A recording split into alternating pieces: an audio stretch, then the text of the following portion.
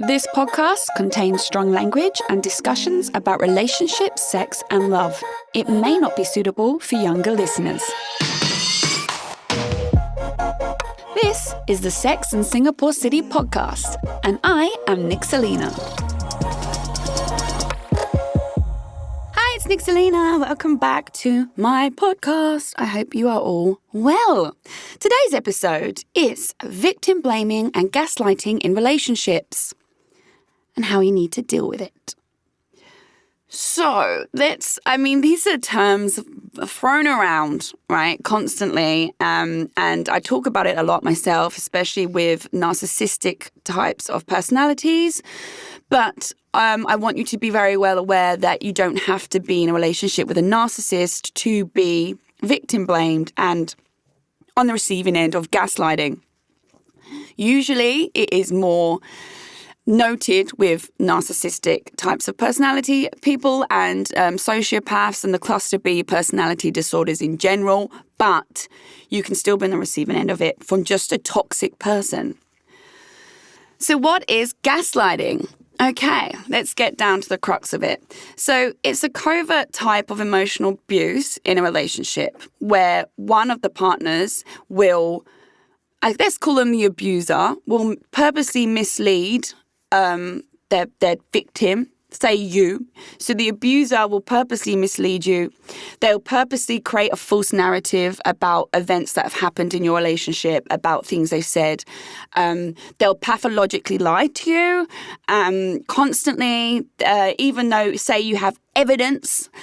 I saw this on your phone. This is what happened. They'll lie their way out of that. And they basically end up leaving you questioning your own judgment and your own reality.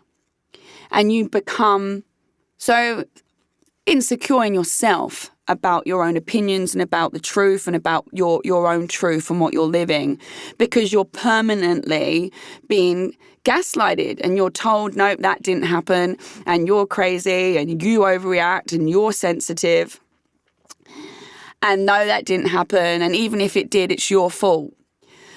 So this leads me on to the victim blaming, right? So part and parcel with the gaslighting is, if this happened, it's your fault somehow. That's pretty much victim blaming in a nutshell. Whatever I did was because of what you did. Whatever I did to you that's hurt you, you deserved that, and let me tell you why. Right? To me, victim blaming makes as much sense as blaming a baby zebra for getting attacked by a lion. That's pretty much the insanity of victim blaming. Well, baby zebra, you were eating that grass in the wrong place. So what did you expect? It's pretty much your fault that the lion attacked you. Okay. So I'm going to bring up a few of my previous examples and my many years on this planet in relationships where I was victim blamed and in the same score gaslighted around these scenarios. So let's go. Okay, first one, I found out my partner had cheated on me, but then it was my fault that I wanted to end it. So my partner then got extremely angry at me because I was putting up boundaries and saying, this is not okay. You went off with another woman, bye. And then I am the reason the relationship ended. Literally, I would have got messages like, you're so dramatic. I told you what happened. Okay, yeah, I made a mistake, but you're the one that ruined us. You're the reason this relationship failed because you didn't even give me a chance. Right? Victim blaming. Another scenario, gut instinct led me to read my partner's phone. I found out he had cheated. This wasn't the first incident either. And then it's my fault for reading the phone. I told you not to read my phone. I told you not to go through it. And anyway, those were all lies, what I wrote. I was just sad. I didn't mean that. I didn't do it. I was just bragging to my friends to feel better.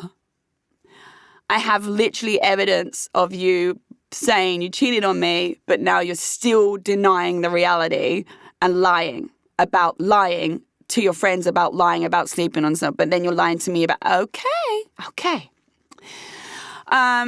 When I was, many moons ago, I was punched in the face by a partner. This is another episode altogether.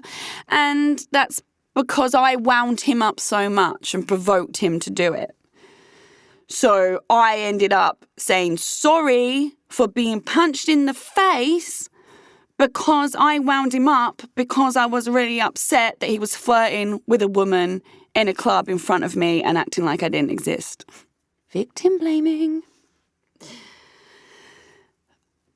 You catch him out on loads of lies. Let's take cheating out the scenario. Let's take physical violence out the scenario. Even something as simple as you're catching him out on multiple lies. He maybe says he's at work and you realise he's at a bar. Or he says he's out running errands and he's at a bar. Or he says he's in bed asleep and he's at a hotel room with a woman. Then when you bring it up and you're like, hey, I feel like you're lying to me and I feel like you've been lying a lot and I actually feel like something happened. Suddenly it's angry and shouting and you look at the way you are. You constantly accusing me of cheating or mistrust and I can't live like this anymore. You're the reason I'm so stressed and anxious. That's gaslighting and victim blaming all wrapped into one. Say, for instance, because you caught him out on his phone, the lies or whatever he's been doing, he smashes the phone up, breaks that up, but then it's your fault he got so angry that he broke your phone because look what you made me do.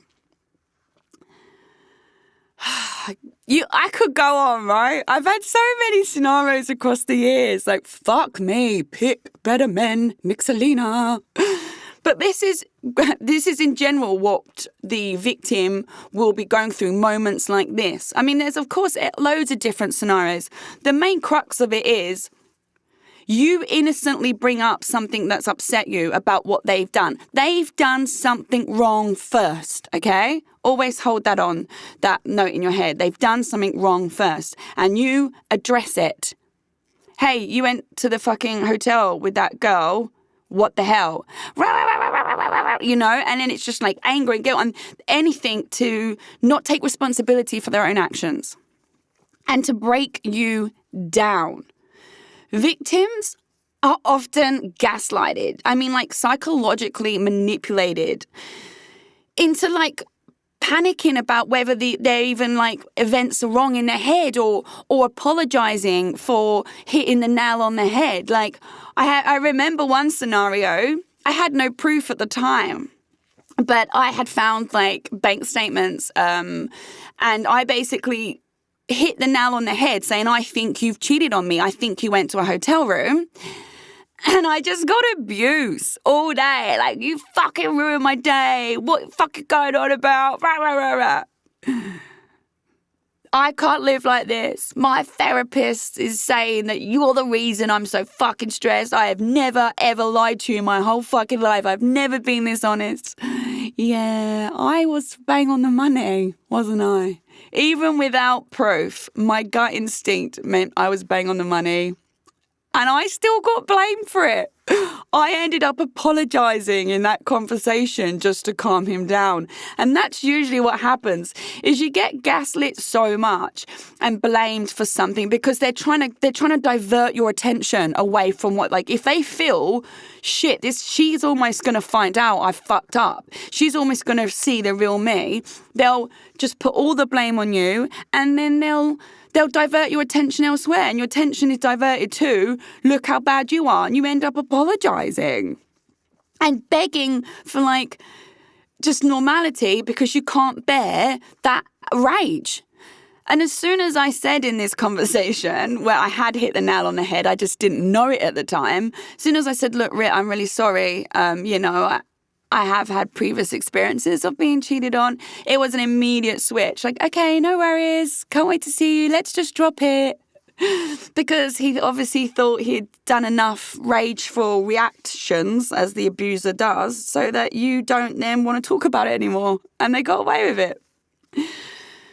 Victims of victim blaming and gaslighting are usually actually very compassionate, forgiving, and emphatic people. Is it emphatic or empathetic? Empathetic people. I don't know the difference in it. Is it emphatic? Can someone tell me? Thank you. So what happens is these types of people, like myself, often love others almost beyond the way they love their actual selves. They forgive the unforgivable. They stay because they hang on to the perception and the promise of what this person's going to be, not the actual person that they are.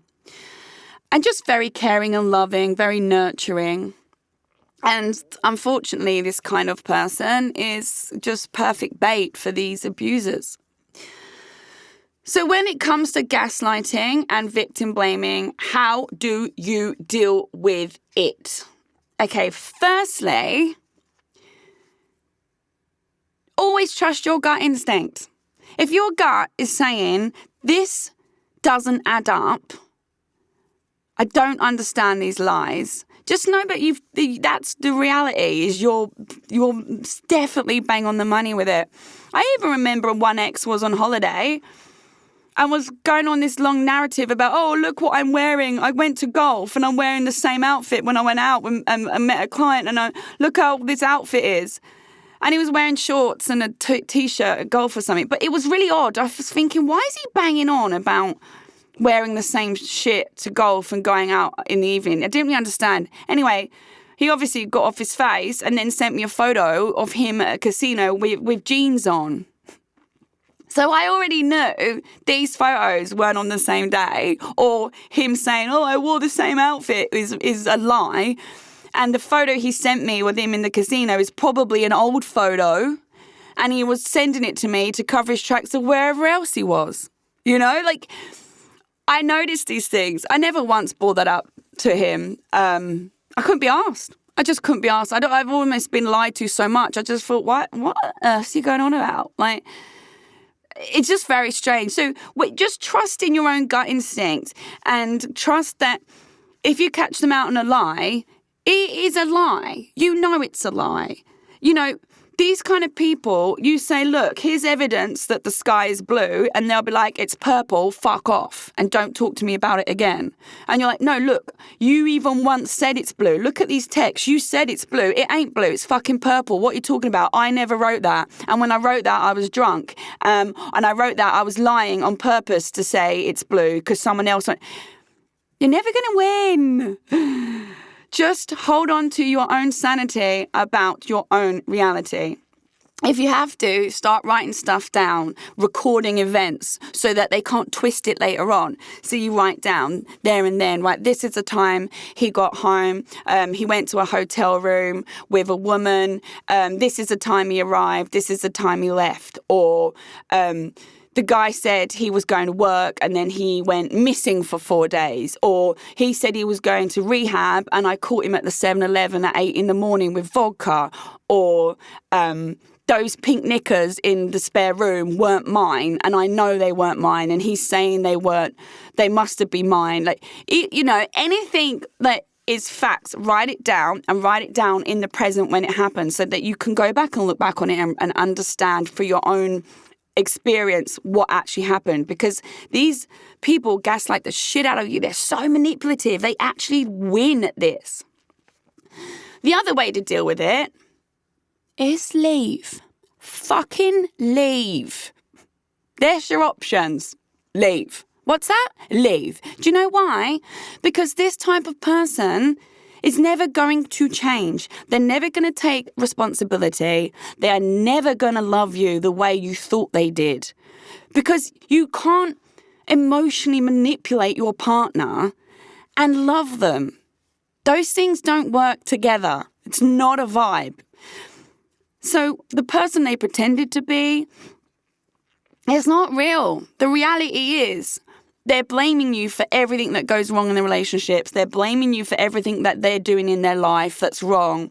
And they're gaslighting the shit out of you so that your own reality narrative is distorted so that they can keep you there, controlling you at home, being their loving partner, being their loving wife, looking after their children, looking after the animals, showing you off to friends and clients when it suits them, but then going missing when it doesn't.